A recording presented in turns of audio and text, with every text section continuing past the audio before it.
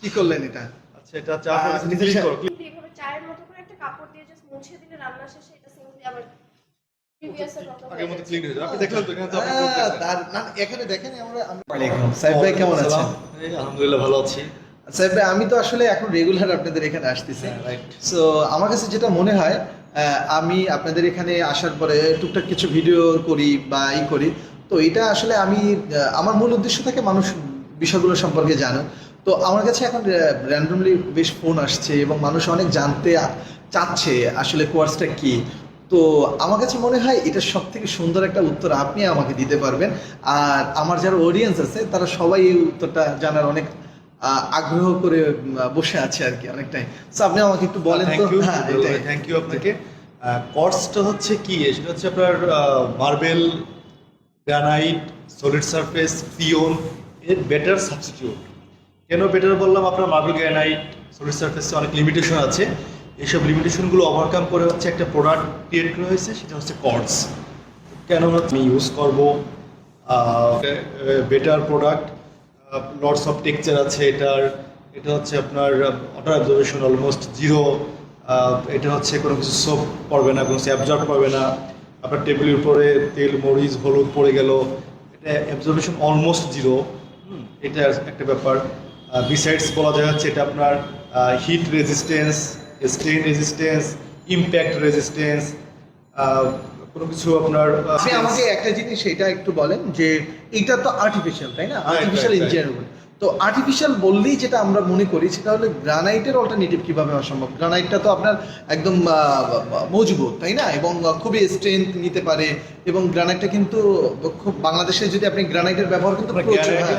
তো সেই ক্ষেত্রে যদি আপনি এটা suggest করেন। আপনার লিমিটেড কয়েকটা কালার, আপনার হয়তো ব্ল্যাক হবে বা রেড হবে বা ইয়েলো হবে, জাস্ট হাতে কোনো 2-3টে কালার আপনার গ্রানাইটে। মার্বেলে কিছু কালার আছে, ঠিক আছে, বাট গ্রানাইটে জাস্ট হাতে কোনো কয়েকটা কালার হওয়ার জন্য আপনার সবাই এখন তার ইন্টেরিয়ারের সাথে ম্যাচিং করে লটস অফ কালার চাচ্ছে, লটস অফ টেক্সচার চাচ্ছে।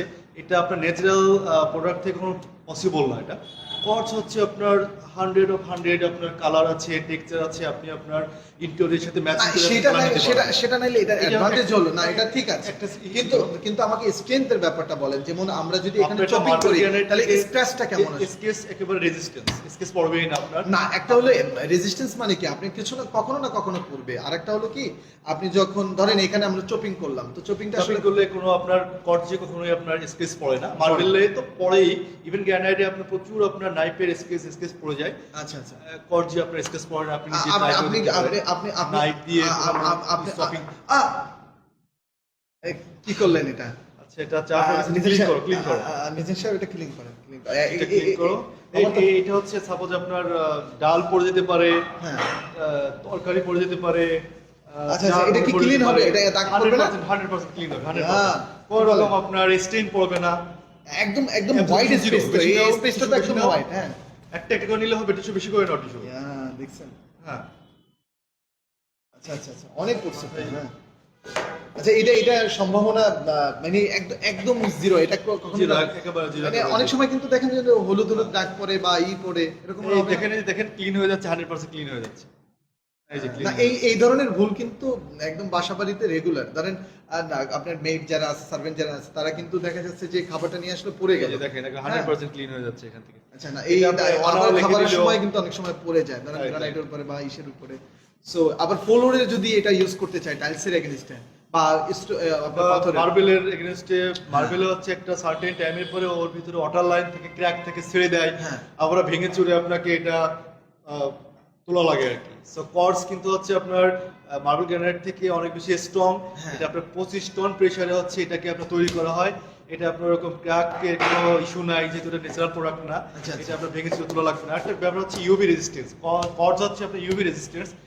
দ্যাট মিনস হচ্ছে কর্স যে আপনার, আপনি দেখবেন যে মার্বেলে বিভিন্ন জায়গায় ইয়েলো হয়ে যায়, ডিসকালার হয়ে যায়, ফেড হয়ে যায়। হ্যাঁ, হ্যাঁ। কর্স কখনো ফেড হবে না, ইয়েলো হবে না। আচ্ছা আচ্ছা।